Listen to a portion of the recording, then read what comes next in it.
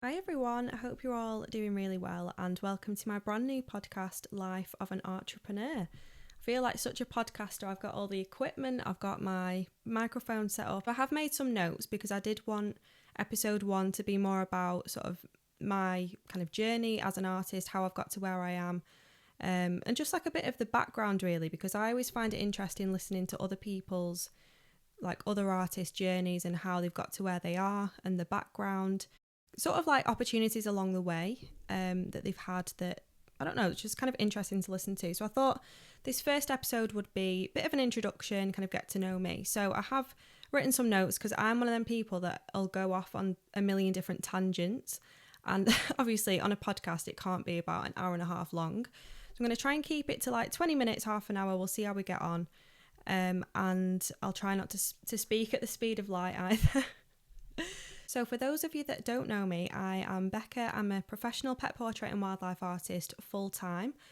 And I wanted this podcast, Life of an Entrepreneur, to be like about the balance of like being a full-time artist or just being an amateur artist and sort of, you know, growing that into a business or running like a business and working for yourself. Because a lot of the time, what you share on social media and everything is just your work. Not many people get to see the behind the scenes and like all of the hard work behind all of that. So yeah, in this podcast I just wanted to talk about like the balance between that basically, so being an artist and like the behind the scenes of running your own business and kind of like merging the two together. I do this full time, and to be honest I never ever thought that I would, or that it was even possible, to be honest.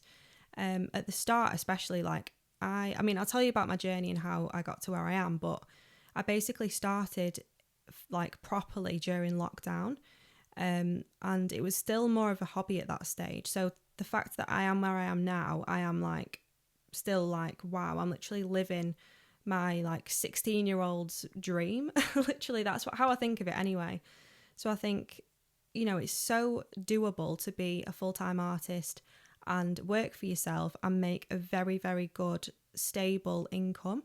So yeah, although, you know, it's taken a long time to get to this place, I kind of take every opportunity as it comes and try and make as many as I can for myself as well.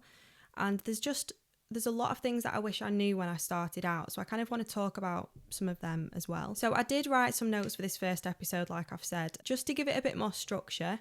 And so I stay on track, because I do tend to go off in a million different directions with other unrelated stories, and I forget the original point that I was actually trying to make. I'm really, really bad for that. So thought these notes would actually keep me on track. But when I was actually writing up these notes and kind of going through everything that's happened sort of since lockdown up to now, I actually realised like how much I've done, and it's been nice to kind of reflect and, you know, have like a bit of a trip down memory lane. As a child then, I've always like loved drawing. Like I've always been really creative. I remember like if we'd go to restaurants or cafes when I was really little, I'd always draw on the napkins, or I'd like make it into like a flower or something. I don't know where I learned to do that, but yeah, I'd always like sketch and draw all the time. People would get me colouring pencils and like creative crafty things for birthdays and stuff, because they knew how much I loved art even as a child. I'm also really lucky that I've got supportive parents. I always have done. My mum is very like, oh my god, that's so amazing to everything that I do. Very enthusiastic and kind of like over the top with praise probably. But obviously as a child you kind of love that, and that's what you end up leaning into because you enjoy that reaction.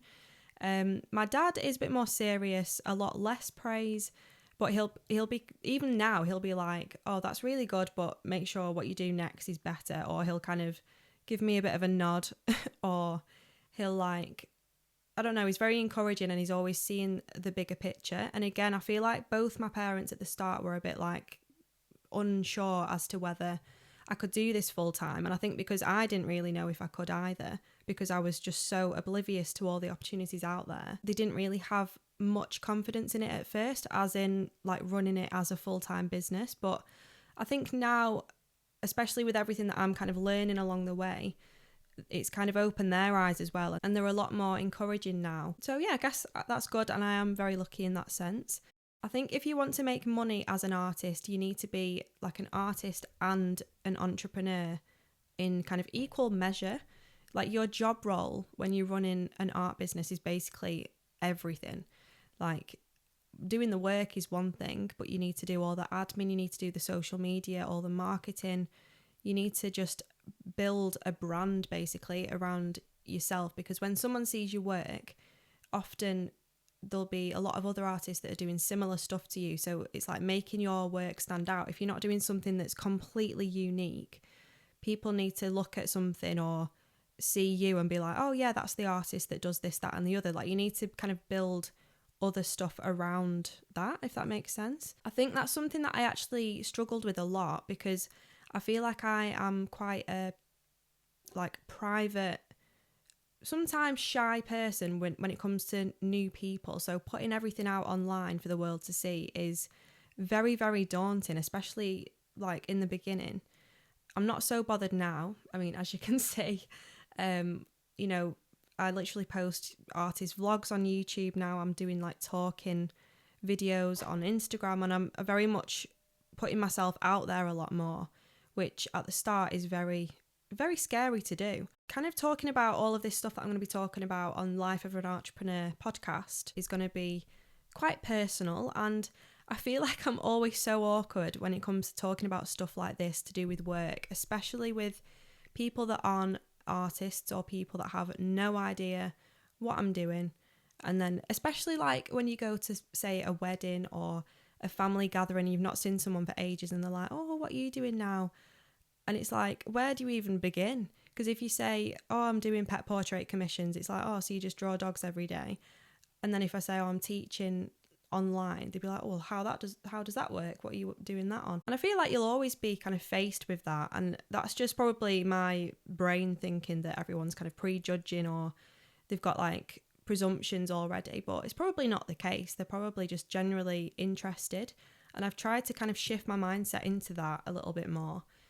Because that is something that I struggled with at the start, just getting really awkward when people would ask like, oh, what are you doing now? Still probably do a little bit, but it's definitely a lot better now that I've kind of achieved a lot more as well. But back to the whole podcast thing, for me, podcasts have been like the best way for me to completely like zone out of the distractions of everyday life and kind of zone in on what I'm drawing or working on. And it helps me focus like nothing else does. I can't listen to music because I get distracted and just like want to dance. I can't have silence because again, I just get distracted. I end up going on my phone, thinking about a million other things. So a podcast is kind of like a voice in your ears where it keeps you entertained. You're kind of thinking about stuff that they're talking about, but you're also fully focused on what you're doing at the same time. So I think podcasts have really kind of blown up over the past sort of year or two. So I thought I'll jump on the bandwagon and start my own. So here we are. In terms of like my educational background, I think I mentioned my nana just before. She was incredible at drawing. And I remember as a child, like I'd literally be in awe at looking at these drawings thinking, how can a sketch look so real? But obviously back in her day, like being an artist was not an option at all. Like you didn't even have university, I don't think. And art classes and like teaching art wasn't even a thing. So she literally just used to copy from magazines, but she was really talented in that sense. And she'd always say how she used to kind of lock herself in the back room and draw for like a couple of hours. And then she'd just create like some really incredibly detailed, realistic drawing. She'd always draw either animals or human portraits. And as a child, when I used to go around and visit, I used to copy them. In school, I always loved crafty things. I'd literally go above and beyond in terms of effort just because I enjoyed drawing so much and like arty things. And I guess that kind of stood out. So I did get a few awards in school and in college. I remember there was like a stall or like an art fair kind of somewhere near me. And I remember going with all my kind of GCSE work. I think I paid about, or my mum probably paid about £10 for the table. I was there all day and it was quite busy. People would give like good reactions and they'd spend time looking at my work. But obviously it was GCSE work, so I sold absolutely nothing. But I think getting people's reactions and opinions of your work and kind of speaking to other people from that early age in terms of your work, like you're the face of your work kind of thing. Like I was the one that was behind the table all day. That was kind of a good experience, I guess. Then I went to college and did A-levels. I did fine art, graphic design, maths and business, which all now kind of link perfectly together. I dropped business because I hated my teacher. That's basically the only reason. And I was petrified at all the speaking in front of the class and like all of that, because in business we had to practice doing like sales pitches in front of everyone, and it was just like, it was interesting and I did enjoy it, but I just hated my teacher and hated being kind of put on the spot. Maths was very much more, there was a definite answer, so I did do all right in maths in the first year anyway. But obviously I kind of excelled in graphics and fine art. I spent all my time doing that because I just loved it so much. And I actually brought my fine art work into graphics because I'm not the most technical of people. I mean, I am compared to others, but I get very stressed out when it comes to technology. But I used to bring my drawings into my graphics class, and then I'd scan them in and then like learn all about how Photoshop worked, cleaning up backgrounds, making everything look like professional, and editing it, developing it. And so I really did quite enjoy graphics. I learned a lot. I actually won the Best in Show award, which was like an award for the end of year exhibition across all visual art subjects. So it was good to be kind of recognised and noticed and awarded for that.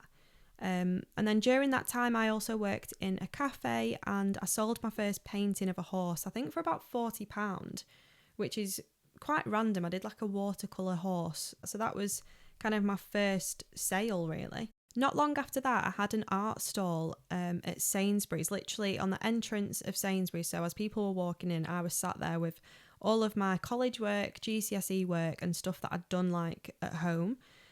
Basically they had like a charity event on, and my boyfriend at the time, his dad worked there, so he got me the stall. I'd also at this point started doing pet portraits for friends and family, not really charging them. I remember doing my first couple for absolutely free, and I only really did pet portraits because my auntie suggested it and said like that's always a good thing to do because so many people have pets and they'd be willing to pay for something like that.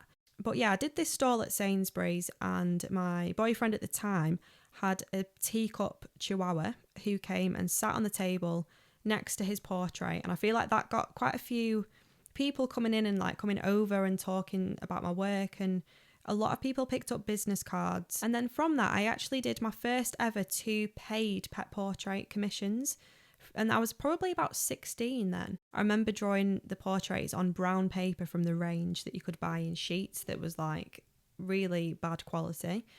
The range, for anyone that doesn't know, is basically like a shop in the UK that sells a bit of everything really, like home stuff, crafty things, garden stuff. It's got very limited like pencils and materials. But yeah, the woman was really chuffed to bits with them. So that was the first 2 pet portraits that I did. And I always used to write the names of the animals on the portrait, but I made it way too big. It did look a bit tacky, I'm not going to lie. But that's what I did kind of starting out. That's how I got my first few commissions. And then obviously from that, word of mouth and starting to post on social media, that kind of grew a little bit. So after college, I did a foundation diploma course for 1 year, and I absolutely loved that. That was like my favourite kind of education course that I did. Preferred that more than A-levels and school and uni, to be honest. It was basically art all day, every day, and you got to try different subjects within art. So I did like ceramics, life drawings, graphics, fine art, photography, textiles. I'm trying to think what else there is. I think that's pretty much it. There was a class called contextual studies, which was kind of like, it helped me when I did fine art at uni, because obviously that was, I'll get onto that, but it was very, very conceptual. So conceptual studies on the foundation course was kind of like an introduction into that, where you kind of break down the meaning of everything, which at the time I thought, oh, it's just a load of rubbish. But I do think having a bit of context to your work does make it a bit more relatable and interesting. So it kind of helped me later on. So whilst I was still doing the foundation diploma course, I was still doing pet portraits on the side after I'd finished. And I started posting more on social media, and that was getting me more and more commissions, which was great. So I was getting like pocket money, well, not pocket money, but I was earning money on the side, because I probably still was working a little bit at the cafe, but I was only doing sort of 1 or 2 days a week, maybe even just at the weekends, I'm not sure. But the pet portraits was what was getting me money at that stage. So I finished the course with final pieces at the time, which were all really, really large scale oil paintings. I always used to draw human portraits before I drew animal portraits. But I remember the teacher emailing me at the start of the exhibition, because there was like another end of year sort of exhibition. And she emailed me saying that a teacher from the college was like really interested in buying one of my paintings. So I was like, oh, no way. And the exhibition hadn't even started at that point. So I guess that was like an eye-opening thing. I was like, how much do we even charge for this? I think I said about £100 after talking to my fine art teacher. He kind of advised me on pricing. He sent me a really, really detailed email about like future work and pricing and stuff like that I still kind of referred to for a bit after that. And funny story, actually, I saw that fine art teacher on the train back from Manchester markets in like December time. And me and my friends were sat like half on one side, half on the other. And my friend was showing one of her friends who was sat next to her my work, because I'd not met her before. And she was like, oh yeah, this is Becca's work, and showing Instagram. And then the man in the middle of the aisle was like, oh yeah, I used to teach her. And then I looked up and I was like, oh my God, no way. It was literally Callum who used to teach me on that course. So that was nice to see him. I feel like I learned loads from him in terms of techniques, and like he would teach really good life drawing classes. I think drawing from life is a really good skill to have. Definitely want to kind of pick that back up again, because obviously I've not been doing that as much. But yeah, from there I went to Leeds Arts Uni, and I moved there for 3 years, and I absolutely loved it in terms of kind of moving away and starting to get that independence in a city, making new friends, meeting like a whole bunch of new people. However, the course was very conceptual. I did fine art, and I kind of wish I did illustration. One of the tutors on the foundation diploma course actually said I should probably do illustration rather than fine art, because fine art is all about the meaning of everything and it's very conceptual. But I was like, no, I definitely want to do fine art, just because I love doing realistic, like large scale human portraits, and because I'd had such good reactions all the way through like school and college, and that foundation course. I thought, right, I'll get stuck into this at uni and everyone's going to love it. So I did that for the first few weeks and got immediately shut down. Everyone absolutely hated it. I feel like you go to uni and it's the opposite experience of what you've had through school and college. They hated anything realistic, but I'd always try and find ways around it, and I'd try and loosen up my paintings and stuff and like do something different. But I'd always end up trying to go back to realistic work. I don't know. That's a style that I just love. So when I did try and loosen up my paintings and try and do something different, I was doing stuff about like beauty and like young girls, and the pressure of social media and looking a certain way. And I would literally cut up parts of the canvas and like stitch it back together, trying to make it as abstract as possible, but with like realistic elements still in it, which is obviously completely different to what I'm doing now. So I touched on subjects that I could relate to, like being a young girl with like social pressures of looking a certain way, etc. But I never really delved too deep into that, because it was never really like that deep really, and that far-fetched in terms of like a concept that really interested me. Like it was interesting, but I wasn't that bothered about it. I was just pretending to try and do well on the course and get like a good mark. For me, it's always been more about the process and kind of painting and spending my time making everything look kind of perfect. I'm definitely a perfectionist, and yeah, so it's definitely the process that I enjoy more than kind of what something means. And I always found myself wanting to leave early from uni to go back to my pet portraits and kind of earning money through that to kind of survive through uni, basically. If you're someone that's thinking of going to uni to do fine art, I think it's very much aimed at the perspective of like the contemporary gallery and putting on exhibitions, approaching galleries and stuff like that. It's not at all about how you can sort of build your own brand as an artist and work for yourself, like at all. There's nothing about that at all. I used to sit in some of the lectures and think, why on earth am I here? Like, what am I actually listening to?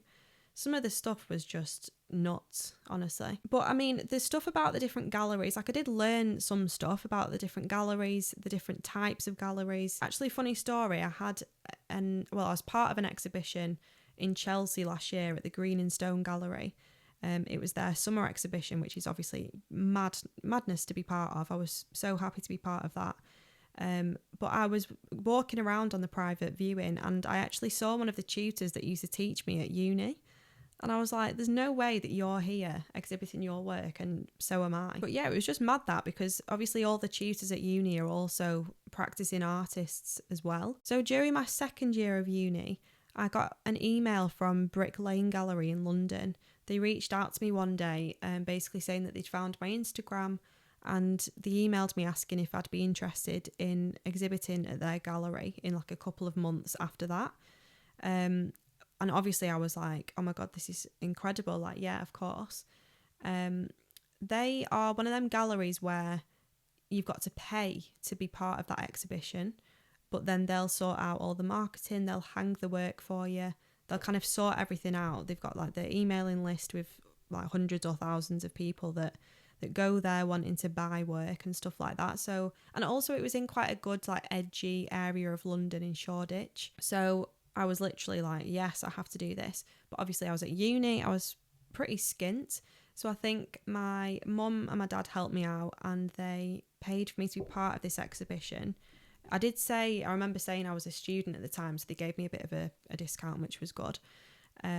So yeah, my mum and dad helped me out and I went down to London with all of my work. I think there was about 7 pieces in total. But that was really the first time I'd seen my work in like a professional space and spoken and like been to like a private viewing and spoken to other artists, and that was just a really good kind of eye-opening experience. And I also managed to sell one of my pieces there as well. It was one of the small ones. I think it sold for like £100 maybe, and that all came to me. Usually, you know, some galleries take like 50% commission or more or less. Brick Lane Gallery, because I'd obviously paid, well, my mum had paid that initial fee for me to be part of the exhibition. The good thing was that they didn't take any commission if you did sell any work, so that was good. So I remember ringing my mum and dad after that, like absolutely buzzing that I'd sold something. So yeah, it was just a good experience kind of being in that gallery exhibition private viewing environment and meeting other artists with completely different styles to me and backgrounds, and just seeing people's reactions firsthand. And obviously at private viewings, they've got free Prosecco or free wine. And I remember the pictures of me at the end of the exhibition, I literally look bog-eyed. So I try and pace myself now at private viewings, because obviously it's a bit easy to get carried away when they're there for free.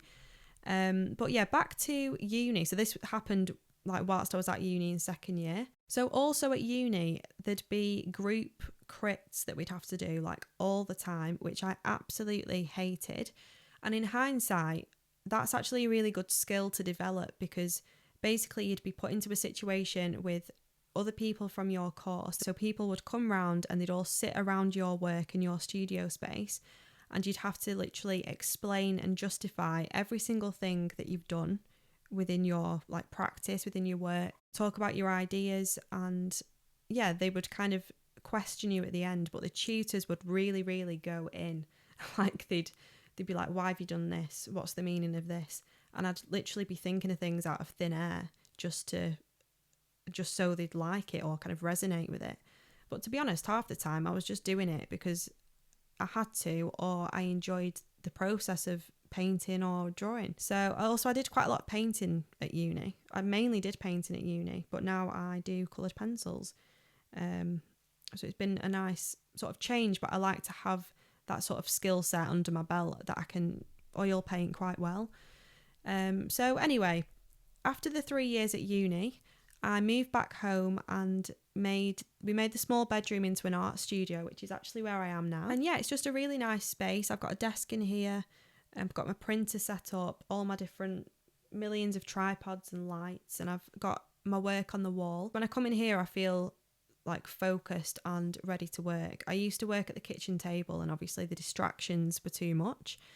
But yeah, after uni, that's kind of when we went into the lockdown from COVID. So my third year actually got cut a little bit short, and I had to graduate on Zoom. I mean, it's actually ridiculous.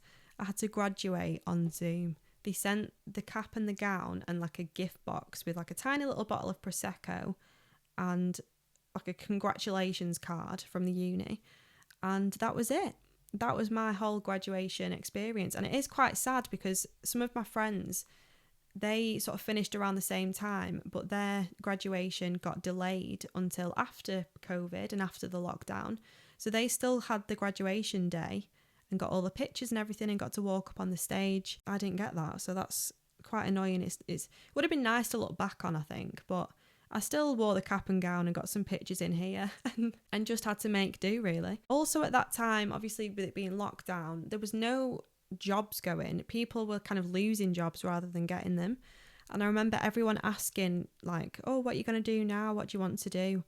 And like, when are you going to get a proper job? Because obviously I was still doing my pet portrait commissions to get money in, and I kept raising my prices little and often, but it wasn't enough to be like a full-time wage. So I'd always kind of be a bit awkward and be like, oh, I'm not really sure, I might go into graphics, or like I'm just going to wait a bit and see what comes up. Like I wouldn't really know how to answer that. And obviously I didn't have a clue about everything that I could go into. I was just very narrow-minded, thinking, well, this is pet portraits, I can't do anything other than this, so I need to like bash out one after another to start making this full-time income and keep raising my prices. But obviously it's not good doing that. It got a bit tedious. My back started to hurt, and it's so difficult to concentrate for that length of time. Like you just feel drained and exhausted all the time.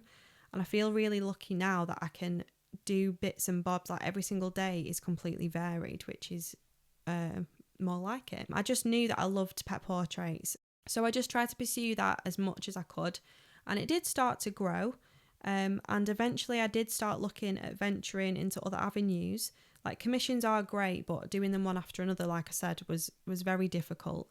And it's like wrist strain and your posture as well. It was quite a lot. So I did start a Etsy. I set up Etsy and started to sell products like cards and mugs.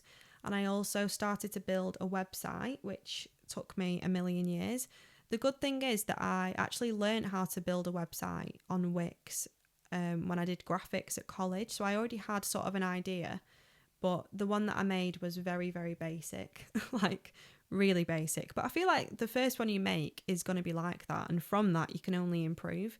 It had all the information I needed on it and my sizes and prices, examples of my work, and that's all you really need to start.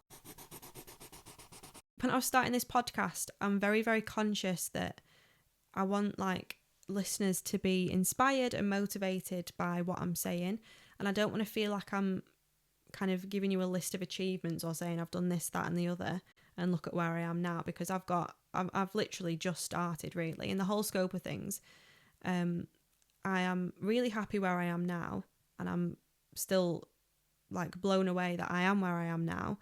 But in a few years' time, in 10 years' time, I hope to look back on this and be like, oh, like, look how much I've achieved since then. So yeah, I don't like the journey more than anything is what I kind of want to talk about, and the highs and lows of everything.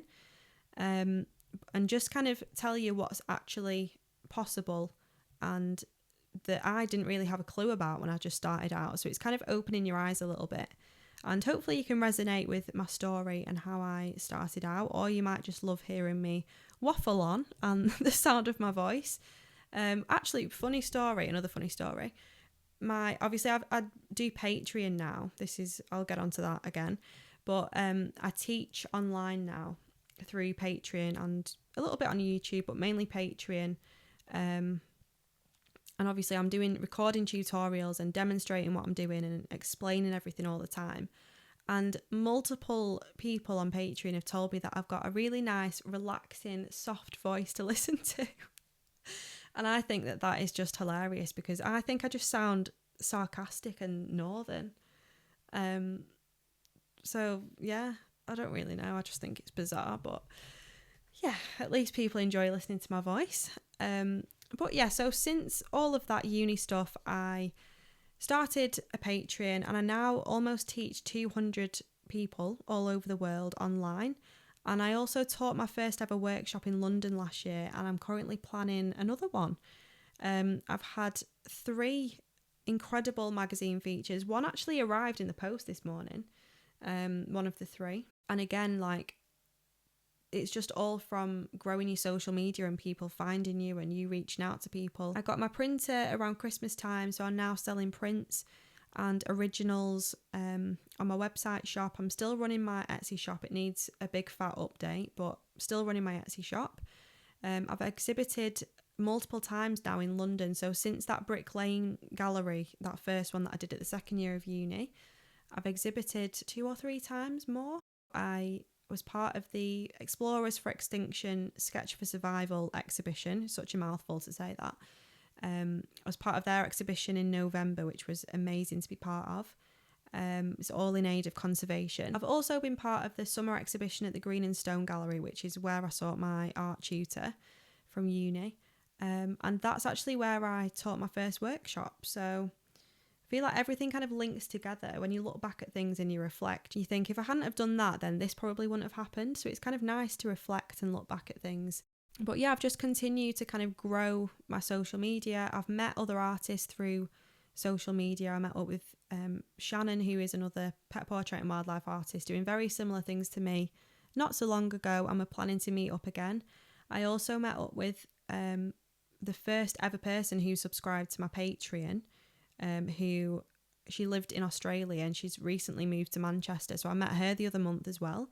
So it's just nice. You kind of meet people, and the more exhibitions you do and private viewings, you get speaking to different people in your sort of niche of like wildlife art, and you do recognise people and you start making more connections, because it is quite lonely, I guess. Not necessarily lonely, because I like working by myself, but you do work a lot by yourself. So having those exhibitions where you can go and meet other artists, or you end up meeting someone that you've been speaking to for a while from social media, it's just nice to kind of make those connections as well. I feel like I'm literally like living 16-year-old me's dream right now. And obviously I'm 26 now, so that's been 10 years of getting here. So in like another 10 years, I want to look back and think like, oh, you've achieved like so much more than you ever thought you could. And there's so many things you can do being an artist. Like, I just thought it was drawing every day, but it's absolutely not at all. You learn about so many technical things that I'm still getting my head around. But like email marketing, building a whole entire brand around you as an artist and your work, constantly developing your skills, teaching other people, learning how to teach and like how to come across, presenting your work in like a professional way, like constantly adapting and changing and altering your website to make it look as professional as possible and just user friendly as possible. I'm constantly doing like bits and bobs all the time. So like this magazine feature that I just got through this morning, I did that back in February. I did the work for it back in February, but like stuff like that constantly sort of breaks up the day. I also do like critiques and feedback for my patrons. So if they're struggling with something, I'll give them more kind of one-to-one feedback to help them develop, whether that be something related to art or drawing, or whether that be business related. I know recently someone asked me how much they should charge for commissions, having never done commissions before, and how to kind of get more and all of that stuff. And then other people have asked me more in-depth questions about other aspects of business. And I'm in no way a business expert at all. I'm still learning loads of stuff. Like, I've not got a clue about a lot of things, but hopefully I can help and teach people about the stuff that I do know and that I have learned along the way, because it's not easy kind of figuring everything out yourself. So I think listening to podcasts and speaking to other artists that are in a similar position or where you kind of want to be definitely helps you get there a lot quicker. It accelerates your growth. I feel like I've always been a person who doesn't want an ordinary, like bog standard life, but I just feel like there's so much that you can do in your life that you might as well just go for it.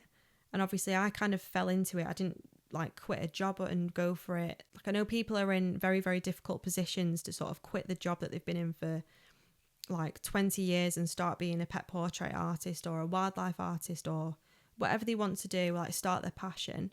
It's very, very difficult to do. So I feel lucky that I've kind of fallen into this path, but then I can appreciate how it's difficult for other people to kind of get onto that and start their own sort of business and pursue their passions if they're kind of stuck in a certain situation. I feel like I'm very ambitious and I've always been very driven, and I've had really good like work ethic. Every single day I pretty much work until like 10, 11 at night. I can't sit there and just watch telly.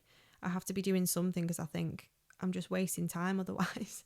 That's probably an awful, really unhealthy relationship to work, but I think especially when you're running your own business and doing this full time, no one else is going to do that for you, and that work isn't going to get done for you. And if it doesn't get done, that's a reflection on you and you're not progressing as fast. That's probably so stupid to say, but yeah, that's kind of what I do. I work all the time, and I hope to get to a point where I do have a bit more freedom with my time. I mean, I still, I go and meet friends and things on the weekends, but then I'll come back and I'll work, and then on the Sunday I'll work. So it's kind of like I work around my plans. I think a lot of people think that being self-employed is great because you've got all the time in the world, you're so flexible, and in a way you are flexible because you can work around things, but then at the same time you work like 5 trillion times as much. So especially when you're building something and you don't even know where it's going, you're just going with the flow. So it is difficult, but it's so doable, and there's so many opportunities out there if you want to be an artist and work for yourself. There's a lot of money that you can make in a million different ways that I never thought was even possible, and I'm still learning about stuff now. I don't really know where that like ambition and like drive kind of comes from. I don't know if it's kind of like proving people wrong when they used to be like, oh, do you just draw dogs every day? Or whether it's kind of proving to myself that I can take it really far. But I also recently I love the teaching aspect, and I really want to do more workshops, like in-person workshops. I think speaking in front of people is a big skill to develop, and you get to meet people in person. When you're in your studio all the time, you can go a bit nuts. So yeah, I think it'll be good to do that. That's definitely what I'm planning more this year. But yeah, thank you so much for listening to this podcast, if you're still listening. That was a little bit of a ramble at the end, but I kind of went off track. I do have my notes in front of me, but I kind of just, went off on a tangent. So my plan is to upload a brand new episode per week where I'll be chatting to you about so many different things. Like, the list is literally endless.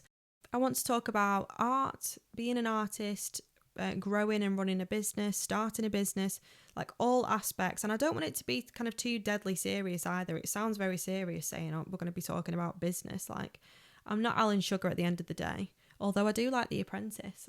I watched the final last night, but I just want to keep things positive and lighthearted and like uplifting. So when you listen to my podcast every week, it'll put you in a really motivated, good mood, and hopefully increase your productivity and inspire you a bit to get going. And eventually I'd love to get some other artists on here too, more of like a two-way conversation. I think it's really interesting to listen to other people's journeys and how they've got to where they are, and where they're sort of heading. It's a bit more interesting to listen to as well, rather than just me rambling on. So I will leave the story here for now. So thank you so much for listening, and I am so excited to bring more episodes to you and get stuck into podcasting. I feel like such a podcaster with this microphone. I just need the headphones now. I feel like I'm on the radio. But yeah, first episode's done and dusted. Oh, I can breathe now. Oh, I was so nervous starting this, but once I get going, it's fine. So thank you for watching or listening, and I will be back next week with a brand new episode.